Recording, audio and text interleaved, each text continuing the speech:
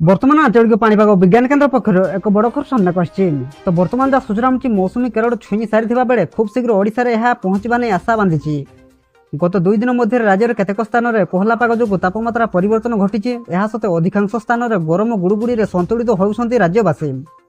तेज आगक ओडिशा केते प्रतिशत वर्षा रही आसते केउं जिला प्रति अधिक विपद रही से नहीं संपूर्ण अपडेट जाना किंतु पूर्व वीडियो को गोटे लाइक करूँ और वीडियो अधिक मात्रा शेयर करूँ।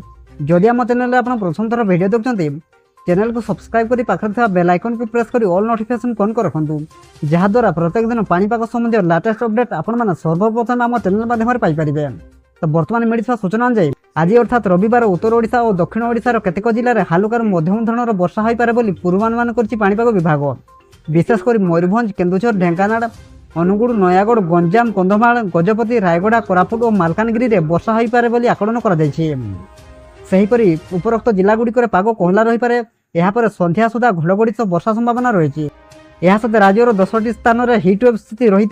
झारसुगुड़ा संबलपुर भवानीपाटना बलांगीर फुलबाणी टिटलागढ़ सोनपुर बरगढ़ नुआपड़ा कलाहांडी और कंधमाल प्रबल ग्रीष्म प्रवाह होती। गत 24 घंटा मध्य 5 ରୁ 6ଟି स्थान में हालुकार मध्यम धरण वर्षा रेकर्ड कर बर्तमान राज्य उपर कौन निर्दिष्ट पाणीपाग नियामक प्रभाव ना किंतु उपकूल अंचल उष्म आर्द्रता वायु प्रवेश करुथिबारु केतेक अंचल में वर्षा हो पारे और अल्प किछि दिन मध्य राज्य को मौसुमी छुईब। गत 24 घंटा मध्य बालेश्वर भोगराई में सर्वाधिक 40 मिलीमीटर वर्षा रेकर्ड कर वर्षा सह 11 जिले में 48 घंटा पर वर्षा परिमाण कमी पारे। गाँ भाँ जगह वर्षा हवा नहीं पूर्वानुमान करछि पाणीपाग विभाग। तेज गत 2 दिन है ट्विन सिटी कटक और भुवनेश्वर में सकाळु पाग कोहला रही देखा।